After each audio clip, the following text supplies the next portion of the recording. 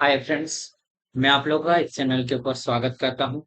So friends, मैं आज आप लोगों के लिए बेसिक कॉन्सेप्ट जो हमारा basic concept resistance, inductance, capacitance और वेरियस फैक्टर, जितने भी हमारे पास current, voltage, power and energy और यूनिट से रिलेटेड जितने भी क्वेश्चन अभी तक पूछे गए हैं आरआरबी में और अलग अलग एग्जामों में अभी तक पूछा गया है, जैसे डीएमआरसी में और दूसरी एसएससी में एग्जाम, इन क्वेश्चनों को हम डिस्कस करेंगे। ठीक है, तो जितने भी इंपॉर्टेंट क्वेश्चन है उसको हम डिस्कस करते हैं। ठीक है, फर्स्ट क्वेश्चन हमारे पास है, for a given conductor if the cross sectional area is increase then. क्या बोला है कि किसी कंडक्टर का क्रॉस सेक्शनल एरिया को अगर हम बढ़ाते हैं तो क्या होगा, एल बाई ए होता है। अगर क्रॉस सेक्शनल एरिया बढ़ता है हमारा रेजिस्टेंस कम हो जाएगा, अगर रेजिस्टेंस कम होगा तो कंडक्टेंस इसका बढ़ जाएगा। तो क्या होगा हमारे पास, resistance of the conductor decrease. क्या होगा, कंडक्टर का रेजिस्टेंस कैसा हो जाएगा, डिक्रीज हो जाएगा। ठीक है, तो बी वाला हमारे पास राइट आंसर है। अगर हम इसको देखते हैं, रेजिस्टेंस का एक फार्मूला आता है, ये जो लंबाई को बढ़ने से डायरेक्टली प्रोपोर्शनल में बढ़ेगा, एरिया को बढ़ाने से हमारा रेजिस्टेंस कम हो जाता है। ठीक है, और ये है रजिस्टिविटी जिसकी यूनिट ओम मीटर होती है। ठीक है, ओम मीटर होते हैं और रेजिस्टेंस की यूनिट क्या आती है, ओम। ठीक है, ओम होती है इसकी यूनिट, तो इसकी यूनिट को भी आप ध्यान रखिएगा। ठीक है, तो ओम मीटर रेजिस्टिविटी की, जो कि मटेरियल के ऊपर डिपेंड करता है ये। ठीक है, नेक्स्ट क्वेश्चन है, if A 100 watt bulb is on for 10 hours then will be the amount of electricity consumed। कितना कंज्यूम किया ये हमें देखना है। ठीक है, तो अब देखो हमारे पास पावर कितने हैं, 100 वाट है, और अगर हम किलोवाट में कन्वर्ट करेंगे तो 0.1 आ जाएगा। ठीक है, टाइम कितना है, 10 आवर है हमारे पास। अगर हम देखेंगे किलोवाट आवर में उसको एनर्जी को निकालते हैं तो ये क्या होता है, पी इंटू टी होता है। ठीक है, पावर कितने हमारे पास, 0.1 है, और टाइम कितना है, 10। तो अगर हम इसको हटाते जीरो को तो ये हमारे पास ये आ जाएगा, ये कट जाएगा, तो कितने, 1 किलो वाट आवर हमारे पास आ जाएगा। तो हमारे पास बी वाला राइट आंसर होगा। ठीक है, नेक्स्ट क्वेश्चन है, 1 वाट इज इक्वल टू में क्या होगा है, 1 वाट इज इक्वल टू में होता है 10 to the power 7 अर्ग पर सेकेंड होता है। ठीक है, कितना होता है, 7 अर्ग पर सेकेंड होता है। या फिर इसको हम कह सकते हैं 1 वाट बराबर 1 जूल पर सेकेंड होगा। कितना, 1 जूल पर सेकेंड भी इसका 10 की घात 7 अर्ग पर सेकेंड भी होता है। इसको दोनों को आप याद रखेगा। ठीक है, तो अर्ग is unit of energy and 1 अर्ग इज इक्वल टू 10 पावर -7। ठीक है, कितने में आ रहा है, ये जूल्स में आ जाएगा, जूल की बात करें तो। ठीक है, नेक्स्ट क्वेश्चन देखते हैं अभी इसमें, what is the relation between the resistance R1 and R2 two bulb relate rated rated for the same voltage and having powers of 4 watt and 100 watt respectively. Respectively देखना है हमें। ठीक है, तो इसके और इसके बीच में हमें देखना है। तो देखो हमारे पास होता है P बराबर V² बटे R होता है।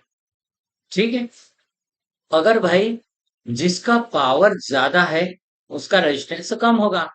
ठीक है, अगर इसका पावर हमारे पास ज्यादा है तो इसका कम होगा।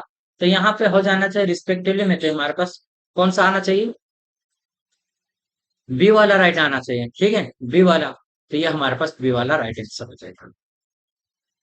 ठीक है, अगर हम इसको अलग दूसरे मेथड से भी अगर निकालते हैं तो ये हमारे पास पावर फर्स्ट वाला गिवन इतना है, पी बराबर ये होता है, और सेकेंड वाला ये हमारे पास है। ठीक है, तो अब देखो हमें P1/P2 पर आते हैं, तो यहाँ पे R2/R1। ठीक है, ये हमारे पास है। उसके बाद हमारे पास कितना है, P1 और 100 एंड 100।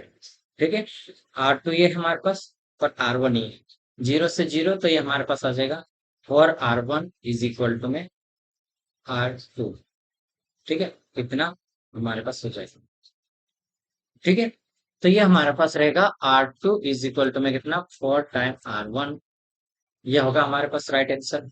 ठीक है, जो कि बी वाला। एम्पियर इज ऐसा यूनिट, तो एम्पियर किसकी है? एम्पियर हमारे पास करंट की।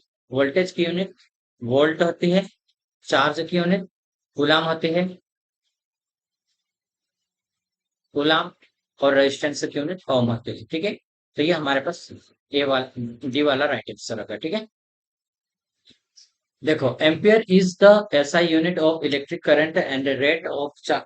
क्या था करंट को अगर डेफिनेशन बोलेंगे तो the rate of charge flow is called current. ठीक है, तो ये हमारे पास आई बराबर होता है क्यू बाई टी होता है।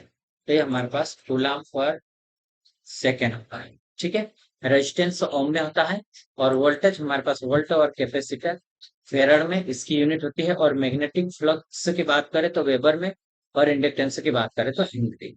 ठीक है, नेक्स्ट क्वेश्चन है टू इंडेक्ट इंडेक्सेंट lamp inductance lamp of watt कितने हैं? ये हमारे पास 40 वाट का और ये 60 वाट का आर कनेक्टेड इन सीरीज। किसमें? सीरीज में कनेक्ट है। किस वोल्टेज के साथ में? 230 वोल्ट का। विच out of the two lamp will glow bright? कौन सा ब्राइट करेगा? ये हमें देखना है। सीरीज में कनेक्शन है, तो देखो सीरीज में कनेक्शन क्या होता है? सीरीज में रेजिस्टेंस कैसा रहता है? इसमें सेम रहे, सॉरी, इसमें करंट सेम चलेगा और वोल्टेज यहाँ पे डिवाइड होगा ऐसा। ठीक है, तो देखो अभी हमारे पास क्या रहेगा कि भाई P बराबर होता है V बाई आर होता है। ठीक है, तो जिसका पावर अगर ज्यादा है उसका रेजिस्टेंस कम होगा। रेजिस्टेंस कम होगा तो उसका ब्राइट क्या करेगा? कम करेगा। तो जिसका पावर कम होगा उसका रेजिस्टेंस ज्यादा रहेगा। उसका पावर क्यों? क्योंकि आई स्क्वायर आर टी में वो हीट प्रोड्यूस करके है, वहां पे बल्ब बनेगा। तो यहाँ पे कौन सा 40 वाट वाला कम है, उसका रेजिस्टेंस ज्यादा रहेगा, तो ये हमारे पास आ जाएगा। तो 40 वाला ए वाला। ठीक है, तो ये हमारे पास आ जाएगी। अगला क्वेश्चन हमारे पास है which of the following is base unit? तो बेस यूनिट हमें पूछा है, तो फ्रीक्वेंसी नहीं है, फोर्स भी नहीं है, वेलोसिटी भी नहीं है, हमारे पास टाइम है। ठीक है, बेस यूनिट जो 7 यूनिट आती है उसकी बात कर रहा है। ठीक है, ये क्या होते हैं? एसआई बेस यूनिट होते हैं जो इंटरनेशनल सिस्टम और मेजरिंग के द्वारा इसका बनाया गया है, जो scientific research to avoid the confusion with the unit. ठीक है, और ये 7 यूनिट हमारे पास ये है 1 2 3 4 5 6 एंड 7। ठीक है, ये हमारे पास लेंथ मीटर में आती है, और मास केजी में आता है, और टाइम सेकंड में, और करंट एम्पियर में, टेम्परेचर केल्विन में। टेम्परेचर ध्यान रहे केल्विन में, ना कि डिग्री सेल्सियस में। अमाउंट ऑफ सब्सटेंस की बात करेंगे तो मोल, और ल्यूमिनेस इंटेंसिटी कैंडेला। ठीक है, तो ये हमारे पास रहेगी। नेक्स्ट है हमारे पास एन इंपॉर्टेंट कॉन्सिक्वेंस ऑफ ग्लास गोस लॉ इज। तो गोस लॉ एक कूलम के नियम। ठीक है, क्या है? N importance consequence of Gauss law is Coulomb's law. Gauss law state that the net flux of an electric field in a closed surface is directly proportional to the enclosed electric charge। ठीक है, इसको ध्यान रखिएगा आप। Next question a resistance has a flowing colour code. क्या है? Find the value of resistance. Grey है, red है, सिल्वर, गोल्ड, ग्रीन और सिल्वर, गोल्ड सिल्वर। तो सिल्वर 10 आएगा हमारे पास, टॉलरेंस तो सभी में 10 है। ठीक है, ग्रे के हमारे पास 8 आ गया, रेड का 2, और हमारे पास बात करेंगे ग्रीन। ग्रीन की हम बात करेंगे पहले। ठीक है, 8 और 2। उसके बाद हमारे पास ग्रीन है, ग्रीन जो कि मल्टीपल में आता है। ठीक है, तो देखो इसमें देखो ग्रीन यहाँ पे है 10 की घात 5 ग्रीन में आ रहा है। ठीक है, तो इसके अंदर हम इसको इंटू करेंगे 10 की घात 5, तो ये हमारे पास आ जाएगी। इसको केजी में भी कन्वर्ट कर सकते हैं हम। केजी में भी कन्वर्ट करेंगे तो हमारे पास आ जाएगा इसमें ये वाला।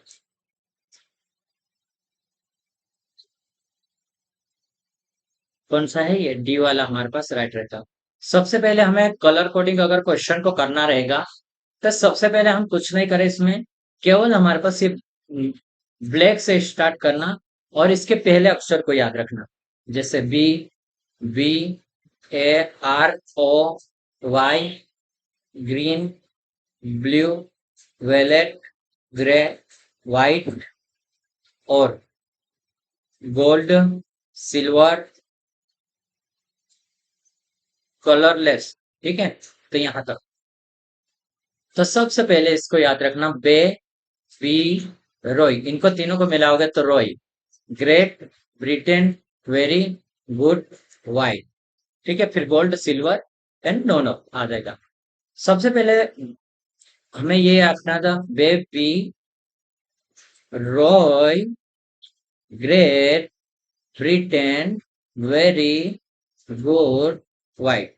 तो ये 0 1 2 3 4 5 6 7 8 9 ये हमारे पास आ जाएगा। ठीक है, तो ये हमारे पास है। आगे देखो, ग्रे, रेड, ग्रीन, सिल्वर, ये हमारे पास है। तो ठीक है, तो इसके अकॉर्डिंग हमारे पास निकल आएगा, ग्रे का 8 और रेड का 2 आ गया, और इसका ग्रीन का 10 की घात 5, ये मल्टीपल में आ रहा। ठीक है, ध्यान रहे, पहले 4 अगर कलर रहेगा तो हमारे पास एक टॉलरेंस है, एक मल्टीपल रहेगा, फिर यूनिट एंड सेकेंडरी। ठीक है, उसके बाद अगर 5 रहता तो मल्टीपल और टॉलरेंस रहेगा 2, उसके बाद फिर unit, second and third digit रहेगा। तो इतना हमें पता होना चाहिए। अगला क्वेश्चन देखते हैं। अभी हम अगला क्वेश्चन, इसमें क्या दिया है देखो।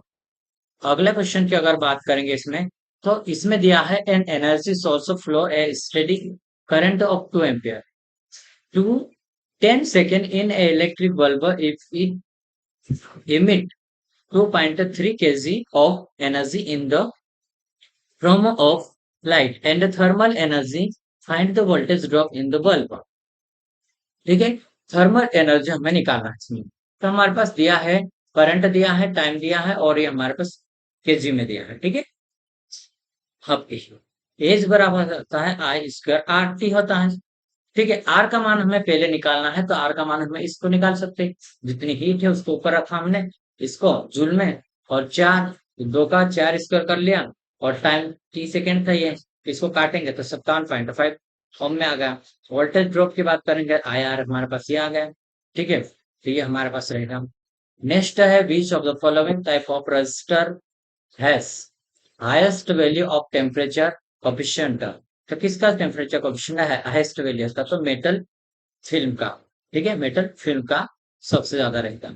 ठीक है, अगला क्वेश्चन भी हमारे पास है, the current flowing through a conductor is 5 ampere, then electron per second will be flow in the conductor any fast.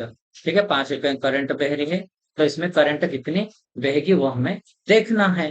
ठीक है, इलेक्ट्रॉन का बहना है, तो हमारे पास ये 1 सेकेंड में, और ये चार्ज ऑफ इलेक्ट्रॉन ये हमारे पास रहेगा 1.6 × 10⁻⁹ कूलम।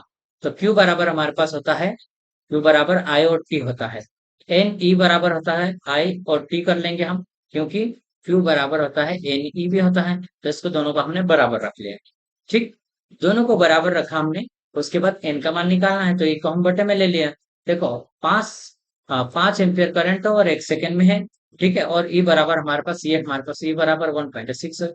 ये इसको अगर हम काटते हैं तो ये हमारे पास ठीक है, तो ये राइट आंसर हमारे पास ये वाला रहेगा।